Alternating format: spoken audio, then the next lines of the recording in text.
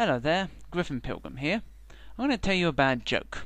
Please suffer through it, however, there is actually an interesting subject for discussion at the end. Well, I think it's interesting. Now, Jesus and the devil both think that they're the best with computers. In order to decide once and for all this, they ask God to judge a computer contest.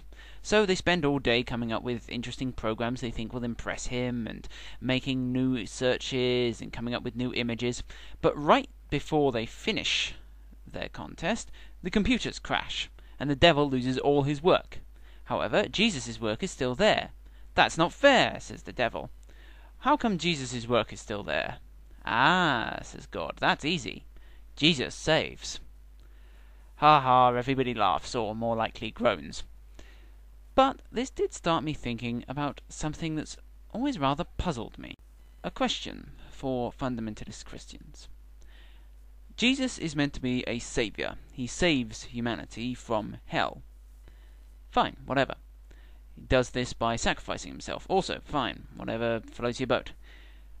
However, there's a problem. Jesus is also God. That's not the problem. I know enough about mythology to understand the idea of gods having separate aspects. I mean, hell, in the Hindu tradition, all the gods are all aspects of the one, if I understand it rightly.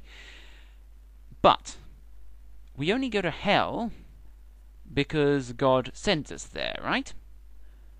Well, in that case, how is not sending us to hell because we do something he wants saving us? Let me explain what I mean here. Say you're in a dark alleyway, and a guy shows up with a gun, and he's going to shoot you. And I happen to be walking past, I see this, and feeling particularly heroic, or maybe foolish, I jump the guy with the gun, and knock the gun out of his hand, he runs off, and you're fine. You would have been shot, I stopped you from being shot, I saved you. Okay, now imagine you're in that same alleyway, and it's me coming at you with the gun, and I say, "Give me all your money, or I'll shoot you." Then you give me all your money. I take it. I don't shoot you. Did I just save you from being shot? No, of course I didn't. You did something so that I didn't bring to bear a threat that I could otherwise have used. That's not saving. At best, that's sparing you. But that's what God's doing. We only go to hell because he says so, and if we accept his grand sacrifice and worship him, then he won't send us there. But that's not saving us, that's just not hurting us when he could. Can any Christian offer me an answer for this? How is that saving us?